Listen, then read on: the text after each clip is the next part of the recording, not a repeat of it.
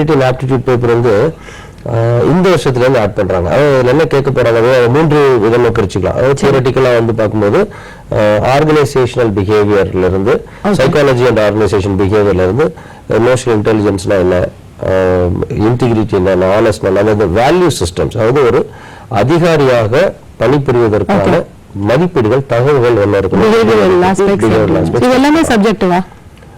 purely subjective இருக்காது. First part வந்து சப்ஜெக்டிவா இருக்கலாம்.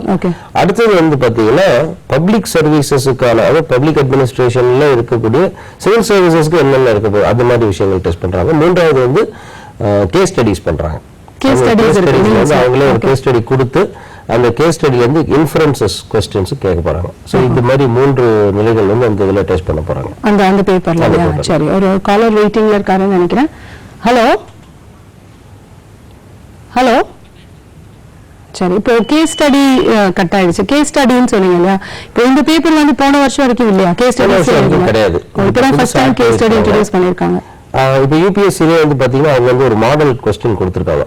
அதுல சில கேசஸ் கொடுக்குறாங்க. இப்போ வந்து ஒரு ஹாஸ்பிட்டல் நிர்வாகம் இருக்கு, எல்லா எக்யூப்மெண்ட்ஸுமே நல்லா இருக்கு, ஆனா அதுல இருந்து சில குறைகள் இருக்கு. பப்ளிக் நிறைய கம்ப்ளைண்ட் வருது, அதோட எம்ப்ளாயிஸ் கரப்டடா இருக்கிறாங்க, டாக்டர் சரியான நேரத்துக்கு வர்றதில்லை, எம்ப்ளாயிஸ் வந்து நிறைய இல் ட்ரீட் பண்றாங்க வர்ற பேஷண்ட்ஸை, அண்ட் சுகாதாரம் இல்லை, ரொம்ப மோசமான பராமரிப்பில் இருக்கு. இந்த ஒரு ஹாஸ்பிட்டலுக்கு உங்களை வந்து ஒரு தலைமை பொறுப்புக்கு போட்டா நீங்க அதை எப்படி சரி பண்ணுவீங்க? இவ்வளவு பிரச்சனைகள் இருக்கு, நீங்க தலைமையில இருந்தா எப்படி? இதுதான் ஒரு மாடல் கொஸ்டினா அவங்க கொடுத்துருக்காங்க. யூபிஎஸ் வந்து ஒரு மாடல் கொஸ்டினா கொடுத்துருக்காங்க. இது மாதிரி இண்டிகேட்டிவ் லிஸ்ட் கொடுக்குறாங்க, இது மாதிரி கேள்விகள் இருக்கலாம். இது இந்த மாதிரி இதை வந்து இது வந்து அந்த கேஸ் ஸ்டடி விஷயங்கள் எப்படின்னா இன்ஸ்டன்டா ஒரு அந்த இப்ப என்ன மாதிரி கேள்வின்னு ப்ரிப்பேர் பண்ணிட்டு போக முடியாது. அங்க போய் நீங்க யாரோ உங்களுடைய ஆளுமை தன்மை என்னவோ அதுதான் அங்க வெளியே வரும். சோ அவங்க ஆக்சுவலா வந்து டெஸ்ட் பண்றதுனால இப்போ இந்த சப்ஜெக்ட் மேட்டர்ல டெஸ்ட் பண்ணும்போது என்ன ஆகுதுன்னா, இப்போ இந்த பேப்பர் ஏன் ஆட் பண்றாங்க அப்படின்னு சொன்னா, இயர் 2000 வந்து ஒய்கே அலக் கமிட்டின்னு ஒரு கமிட்டி அப்பாயின்ட் பண்றாங்க. அந்த கமிட்டி வந்து தன்னுடைய ரெக்கமெண்டேஷன் என்ன சொல்லுச்சுன்னா, கேண்டிடேட்ஸ் வந்து ரிப்பீட்டடா அட்டெம்ப்ட் போடுறதுனால இந்த எக்ஸாமினேஷனை கிளியர் பண்றதுக்கான டெக்னிக்கை வந்து வளர்த்துறாங்க.